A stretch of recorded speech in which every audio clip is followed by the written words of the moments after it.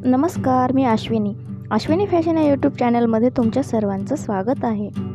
आज आपण घेऊन आलेलो आहोत साडीचा जर ब्लाऊज कमी असेल तर मोठ्या साईजचा ब्लाऊज त्या पिसामध्ये कसा ॲडजस्ट करायचा। आपण अस्तरचं कटिंग करून घेतलेलं होतं आणि त्याचा व्हिडिओ पण मी शेअर केलेला आहे। तर आज आपण पाहणार आहोत मोठ्या साईजचा ब्लाऊज कमी कापडामध्ये कसा कटिंग करायचा। अस्तर कटिंग आपलं झालेलं आहे। आपण ह्या ब्लाऊज पीसाची दुहेरी घडी करून घेतलेली आहे। आता आपण याच्यावरती एक एक पार्ट ॲडजस्ट करून ठेवूया। सर्वप्रथम बंद बाजूकडून आपल्याला पाठीचा भाग ठेवायचा, नंतर बाकी सगळे भाग जिथे ॲडजस्ट होतील तिथे ठेवायचे।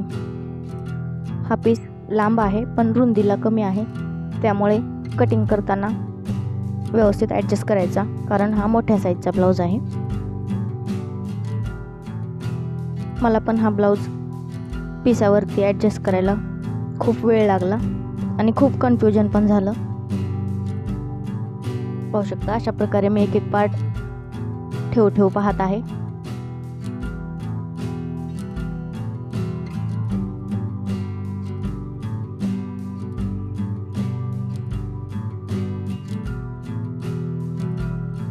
कटोरी ॲडजस्ट झाली तर साईडचा भाग ॲडजस्ट होईना, साईडचा भाग ॲडजस्ट झाला तर कटोरी ॲडजस्ट होईना, खूपच कन्फ्युजन आहे।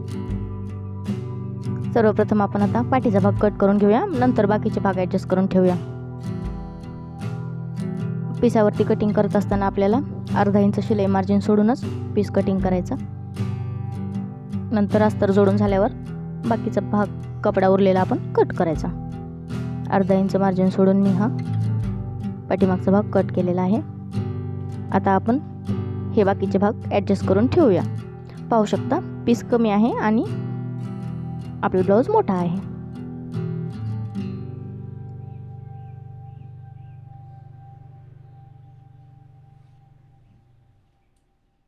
अशा पद्धतीने व्यवस्थित काळजीपूर्वक सर्व भाग ॲडजस्ट करून ठेवायचे, नाहीतर मग आपल्याला ब्लाऊज पीस कमी पडतो।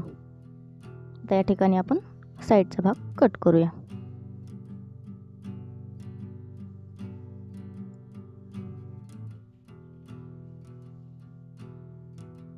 कटोरी थोडी खाली घेऊ आणि नंतर क्रॉस पट्टी ठेवू। आता साईडचा भाग आपण कट करूया। व्यवस्थित घडी आहे का नाही ते चेक करत राहायचे कटिंग करत असताना।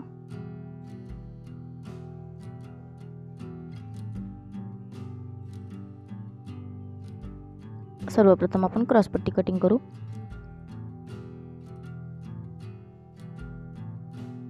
क्रॉस पट्टी आपली कटिंग झाल्याच्या नंतर आपण बाकीचे पार्ट कट करू। आपण क्रॉस पट्टी कट करून घेतलेली आहे। पाहू शकता खूपच कमी कापड आपला बाहीसाठी उरलेला आहे आणि पुन्हा आपल्याला ह्या बाहीला जोड पण द्यायचा आहे, कारण एवढ्या कापडामध्ये आपली बाही होणार नाही। अशा पद्धतीने सर्व भाग आपण ॲडजस्ट केलेत व्यवस्थित।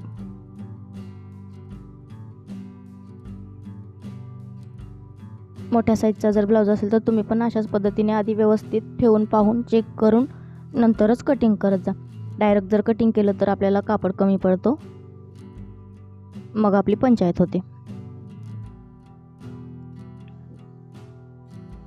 त्यासाठी अगदी सर्व पार्ट ठेवून पाहायचे, कुठं कोणता भाग ॲडजस्ट होते तो पाहायचं आणि नंतरच कटिंग करायचं।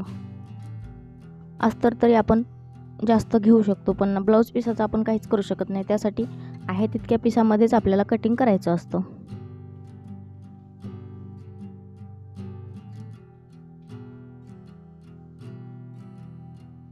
साईडचा भाग आपण कट केलेला आहे, कटोरी पण कट केलेली आहे।